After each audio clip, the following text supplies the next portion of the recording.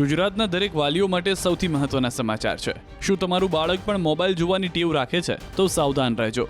Laptop, computer, TV અને મોબાઈલના સતત વધી રહેલા ઉપયોગના કારણે લોકોનો સ્ક્રીન ટાઈમ વધ્યો છે, તેમજ મોતિયાની સર્જરી બાદ આપવામાં આવતા ડ્રોપ્સ તેમજ ચશ્માના નંબર ઉતારવાની સર્જરી જેવા કારણોના લીધે રાજ્યમાં આંખના ડોક્ટરોની ઓપીડીમાં 50% વધારો થયો છે। તેમાં પણ દર્દીઓની આંખમાં ડ્રાયનેસ આવી રહ્યા હોવાનું સામે આવ્યું છે। આ અંગે પાર્થ આઈ હોસ્પિટલના સિનિયર આઈ સર્જન ડોક્ટર જગદીશ રાણા જણાવે છે કે આજની ફાસ્ટ લાઈફમાં વિવિધ કારણોસર ગુજરાતમાં આંખની સારવાર કરતા ડોક્ટરોની ઓપીડીમાં 50% દર્દી આંખની ડ્રાયનેસની સમસ્યા સાથે સારવાર માટે આવી રહ્યા છે। તેવી જ રીતે આજકાલના નાના બાળકો મોબાઈલમાં સતત જોવા મળ્યા છે। બાળક સતત દિવસ દરમિયાન મોબાઈલ જ જોતું રહ્યું હોય, જેથી છેલ્લા કેટલાક સમયથી 5 વર્ષની નીચેના 20 થી 30% બાળકો આઈ ડ્રાયનેસના પ્રોબ્લેમ સાથે આવી રહ્યા છે। ડ્રાયનેસ જ્યારે થાય છે ત્યારે મોટે ભાગે પેશન્ટને આંખમાં બળતરા થવી, લાલ થવી, ખૂંચવું, પાણી નીકળવું, એસી કે પંખા નીચે બેસી ન શકવું, આ રૂટીન કમ્પ્લેન હોય છે। અને આ કમ્પ્લેનમાં જો તમે ડૉક્ટર પાસે જાઓ તો મોટેભાગે આર્ટિફિશિયલ ટીયર્સ કે લ્યુબ્રિકન્ટ આઈ ડ્રોપથી રાહત થઈ જતી હોય છે। મે બી કદાચ વધારે ટાઈમ ડ્રોપ નાખવા પડે, પણ આટલું થયા છતાં તમે ડૉક્ટર પાસે ના જાઓ તો પછી એમાંથી આગળ કોર્નિયાની અંદર ઇફેક્ટ થાય છે, કોર્નિયામાં અલ્સર થાય છે, અને પછી એમાં બી ટ્રીટમેન્ટ ના કરાવો તો જે છેવટે વિઝન ડિફેક્ટ થાય અથવા બ્લાઇન્ડનેસ આવે એવા ચાન્સીસ બી રહેતા હોય છે।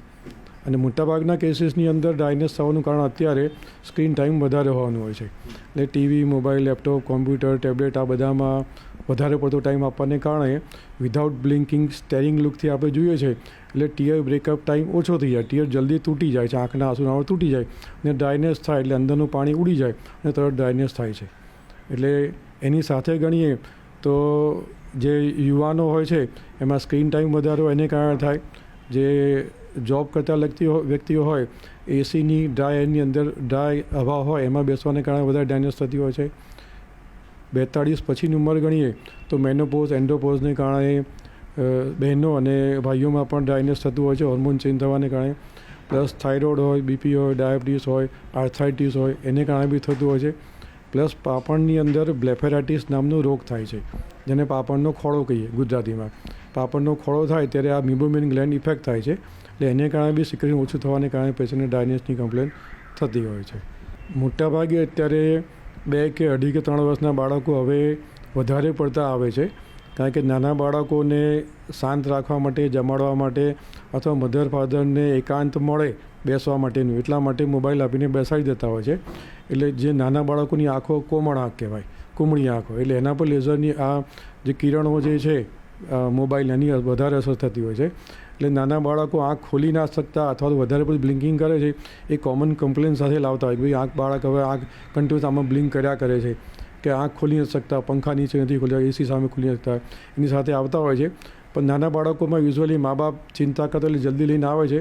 મોટે ભાગે સ્ક્રીન ટાઈમ ઓછો કરો, મોબાઈલ બંધ કરી દો અને લુબ્રિકન્ટ ડ્રોપ આપો એટલે મોટે ભાગે બાળકને રાહત થઈ જતું હોય છે। પણ જેવું તમે ફરી આપો ફરી પાછું એ થવાનું જ છે, એટલે એ રેગ્યુલર આવતા હોય છે।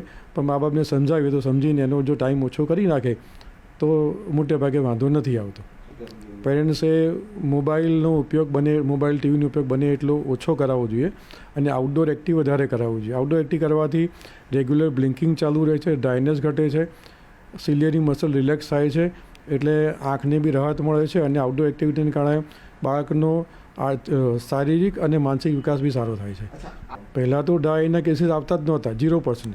અત્યારે રોજ માનો કે 10 પેશન્ટ જોતો હોય, 10માં 2 થી 3 પેશન્ટ એટલે 20% જેવા પેશન્ટ નાના બાળકો આવે છે જે 5 વર્ષથી નીચેના હોય અને ડ્રાયનેસ હોય, અને 15 કે 17 વર્ષથી નીચેના ગણો તો ઘણા બધા બાળકો આવે છે, કારણ કે સ્કૂલમાં LED પર ભણવાનું, ઘરે મોબાઈલ પર હોમવર્ક આવે મોબાઈલ પર ભણવાનું, ટ્યુશન હોય એના નોટ્સ હોય એ મોબાઈલમાં આવતી હોય, નાના અક્ષર હોય આંખ ખેંચીને જોવાનું, સ્ટેરિંગ લુકથી જોવાનું, બ્લિંકિંગ નહીં કરવાનું, પ્લસ ગાયનું વાતાવરણને કારણે એસીમાં બેસવાનું, એટલે એસીમાં બેસવાને કારણે ડ્રાયનેસ વધતી હોય છે।